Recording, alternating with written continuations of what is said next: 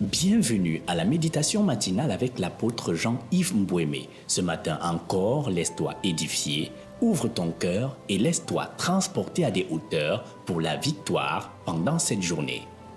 Bonjour bien-aimé dans le Seigneur, que le Seigneur te bénisse abondamment dans le merveilleux nom de notre Seigneur Jésus-Christ. C'est encore avec beaucoup d'amour, avec beaucoup de joie et surtout une paix débordante que je te retrouve ce matin sur cette plateforme élevée et distinguée que le Seigneur nous a donnée, MEMA, méditation matinale. Bienvenue donc à cette autre édition de méditation matinale et je voudrais croire que ce matin, le Seigneur va encore davantage bénir ton âme.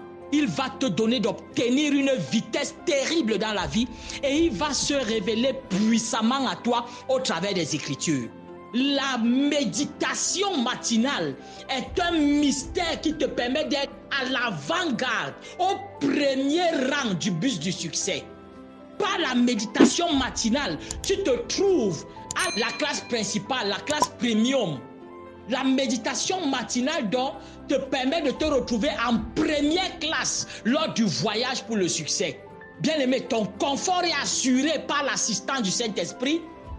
Ton assurance est bâtie par la clairvoyance et la guidance du Saint-Esprit. Et bien-aimé, tu arrives aisément à la destination du succès. Voilà pourquoi la parole principale de ce programme que nous avons, c'est Josué chapitre 1 au verset 8.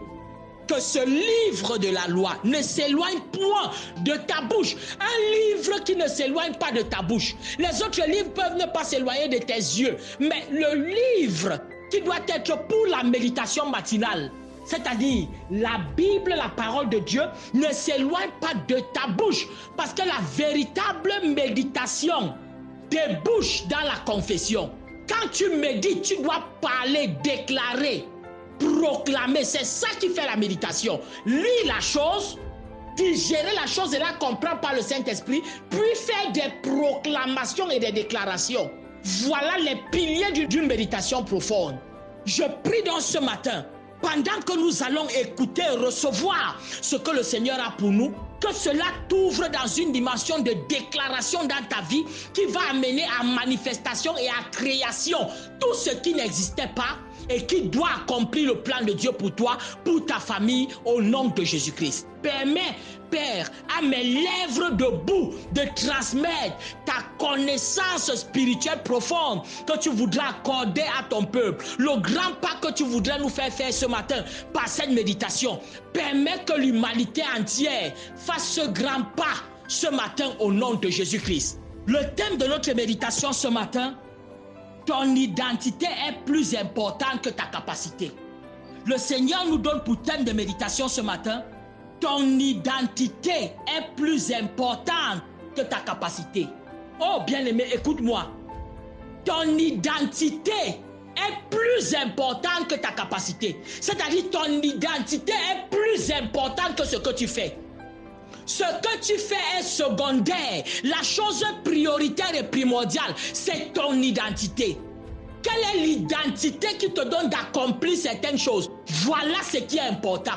Si tu accomplis n'importe quoi avec la mauvaise identité, bien aimé, au contraire, tu peux te créer des problèmes, tu peux manquer ta rémunération, tu peux même tomber dans des grandes difficultés parce que tu fais quelque chose, parfois même qui peut être entre guillemets bien, mais avec la mauvaise identité. Imagine-toi que tu partes te mettre à poursuivre un voleur ou bien à régler une affaire ou à apporter une condamnation. Tu dis non, tel a tort et vraiment ce n'est pas bien ce que tu as fait et je te condamne ainsi de suite. Si tu n'as pas l'identité de juge, bien aimé, tu risques toi-même te retrouver en prison. Parce que tu as prononcé peut-être le bon décret, mais tu n'as pas l'identité requise pour ça. C'est ce qui arrive à beaucoup de personnes. Ça crée de nombreuses frustrations. Parce que le diable aime enseigner aux gens que leurs capacités sont plus importantes que leur identité. Mais Dieu enseigne à son peuple et il t'enseigne ce matin que ton identité est plus importante que tes capacités. Parce que selon Dieu, c'est ton identité qui te donne des capacités. Mais selon le diable, ce sont tes capacités qui te donnent une identité. Et quand tes capacités te donnent une identité, ton identité est fausse. Mais lorsque ton identité te confère des capacités, tout cela est vrai et tes accomplissements comptent pour l'éternité. Oh, bien-aimé, comprends-moi. La première faute a été commise dans le jardin d'Éden. Dans Genèse chapitre 1, nous voyons Dieu commencer la création. Dans Genèse chapitre 3, il crée l'homme et lui transfère une identité. Dans Genèse chapitre 2. Mais quand vous arrivez dans Genèse chapitre 3, le diable n'est pas venu voler la richesse que Adam et Ève avaient.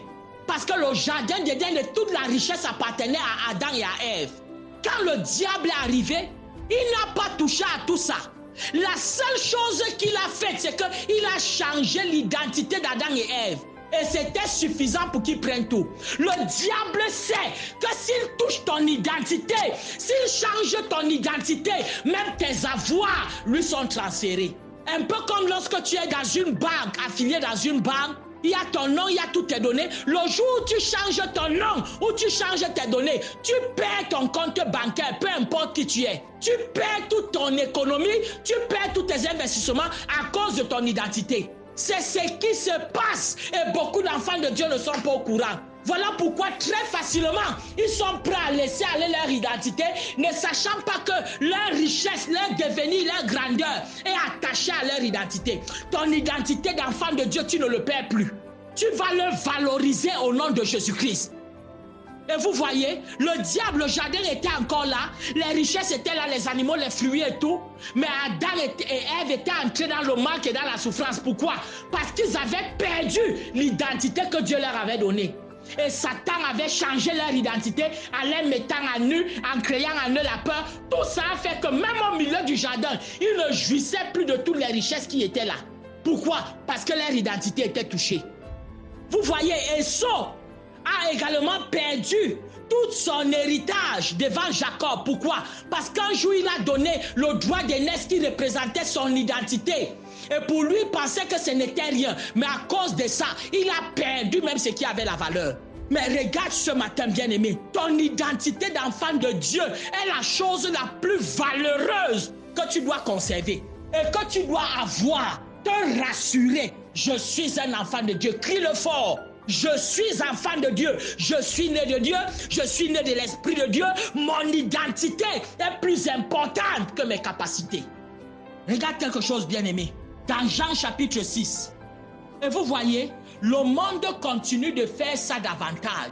Vous allez voir que le monde est en train de pousser les gens à penser que c'est ce qu'ils font qui est plus important que ce qu'ils sont.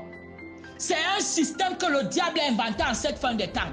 Voilà pourquoi vous allez voir partout, on va demander aux gens, qu'est-ce que tu fais? Qu'est-ce que tu es capable de faire? Alors que la priorité devrait être, qui es-tu? Jean chapitre 6, versets 28 et 29. Oh bien-aimé, ce matin, quelque chose va se passer dans ta vie. Ton identité va venir avec toutes tes richesses. Au nom de Jésus-Christ. Jean chapitre 6, versets 28 et 29. Voici ce que la Bible dit. Ils lui dirent, commençons même au verset 27. Travaillez non pour la nourriture qui périt, mais pour celle qui subsiste pour la vie éternelle, et que le Fils de l'homme vous donnera. Car c'est lui que le Père, que Dieu a marqué de son sceau. Donc le Seigneur est en train de dire que travaillez, faites vos efforts pour une nourriture qui ne périt pas. Mais le verset 27 nous dit ceci. Le verset 28 nous dit ceci. Jean chapitre 6 au verset 28. Ils lui dirent, dont la foule a demandé, les gens ont demandé à Jésus, ceux qui étaient en train de le suivre, ils lui ont posé une question capitale que le Seigneur répond pour toi encore ce matin. Que devons-nous faire pour faire les œuvres de Dieu? Donc vous voyez, les hommes sont prêts à demander qu'est-ce que nous pouvons faire pour que nous puissions être en train de faire les choses de Dieu. Donc ils comptent sur leurs capacités pour plaire à Dieu. Ils comptent sur ce qu'ils ont accompli. Parce que l'esprit humain déformé aime savoir qu'ils ont accompli quelque chose pour Dieu. Mais Jésus va répondre d'une façon mystérieuse et profonde. Regardez, verset 29. Jésus leur répondit, l'œuvre de Dieu, c'est que vous croyez en celui qui l'a envoyé. Vous voyez, ils demandent qu'est-ce qu'on peut faire. Jésus leur répond, ce que vous pouvez faire, ça ne concerne pas ce que vous pouvez faire, mais ce que vous devez être. Et ils ont demandé, qu'est-ce qu'on peut faire pour accomplir les œuvres de Dieu, Jésus leur répond, ce n'est pas une question de qu'est-ce que vous pouvez faire, c'est une question de qu'est-ce que vous pouvez être. Voilà pourquoi il leur a dit, l'œuvre de Dieu c'est de croire. Or, dans croire agit sur l'identité. Le fait de croire change ton identité. Ce en quoi tu crois détermine ton identité. Jean chapitre 1 à partir du verset 12, la Bible nous dit que ceux qui croiront, tous ceux qui l'ont accepté, à ceux qui ont cru en son nom, il leur a donné le pouvoir de devenir enfants de Dieu. Tu vois donc en croyant, ça change plutôt ton identité. Méditer avec l'apôtre Jean-Yves Mbouémé, c'est garantir chaque jour le succès dans ce qu'on entreprend, c'est recevoir un comprimé de victoire. Mais il demandait qu'est-ce qu'on peut faire. Un peu comme si quelqu'un est en train de construire et tu viens, tu dis qu'est-ce que je peux faire. Il va te dire non, il ne s'agit pas de faire. Mais pour que tu poses un papin sur cette maison, tu dois être de ma lignée. Donc il s'agit d'être. Bien-aimé, si tu comprends ceci dans la vie, que ton identité est plus importante que tes capacités. Voilà des gens qui viennent de venir avec tous leurs muscles et toute leur force. Ils disent à Jésus, qu'est-ce qu'on peut faire? Donne-nous. Et c'est ça qui se passe jusqu'aujourd'hui. Les gens sont prêts pour qu'on leur dise qu'est-ce qu'on peut faire même alors pour aider l'église ou bien qu'est-ce qu'on peut faire pour ceci. Non, il ne s'agit pas juste de ce que tu peux faire. Il s'agit premièrement de ce que tu dois être pour que ce que tu fais ait grande valeur. C'est pour cela que vous allez voir beaucoup de déformations aujourd'hui et ça c'est malheureux. Jésus vient de dire à ces gens que non, ce n'est pas votre richesse, ni vos avoirs, ni ce que vous voulez venir démontrer, mais il s'agit d'être. Croire te donne une identité. À tous ceux qui l'ont reçu, à tous ceux qui ont cru en son nom, il leur a donné de devenir. Devenir ici, c'est conférer une identité. Devenir enfant de Dieu. Voilà l'identité que Dieu veut pour pouvoir accomplir quoi que ce soit. C'est d'abord ton identité. Et vous allez voir, ce mensonge continue de perdurer aujourd'hui. Des gens pensent qu'ils peuvent continuer de faire du mal et venir simplement avec une offrande à l'église et c'est fini.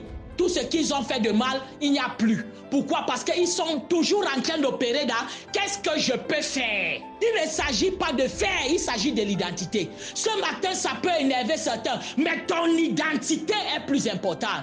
Mais le drame ici, c'est que ceux qui ont parfois la bonne identité, Satan les dissuade de faire la bonne chose. Voilà pourquoi vous allez voir, on va lancer un bon projet. Ceux qui ont la bonne identité pour investir en Christ, c'est-à-dire pour organiser une casade, porter un programme chrétien, diffuser la bonne parole, et le diable va plutôt les dissuader en disant n'y mets pas ton argent, c'est une peine, ça ne vaut pas la peine, si tu es déjà enfant de Dieu, ainsi de suite. Pourtant, c'est eux qui ont la bonne identité pour que quand ils font leur investissement là-bas, ils ont les retours et les retombées de leur investissement. Mais chez ceux-là, Satan ne va pas leur permettre, il va plutôt les dissuader, les empêcher de faire la bonne action. Mais chez ceux qui ont la mauvaise identité, Satan va les charger d'orgueil pour qu'ils fassent ça. C'est pour cela que vous allez voir que parfois, quelqu'un est rempli de méchanceté et vit dans des choses abominables, mais il part construire toute une église. Et il se vante, il invite tout le monde, voici l'église que j'ai construite, je donne ça à telle dénomination ou bien à telle paroisse. Et on vient faire des messes, on asperge ceci, on fait ceci. Pourquoi? Parce que là-bas, il opère de qu'est-ce que je peux faire. Mais bien aimé, tu dois opérer dans la bonne identité.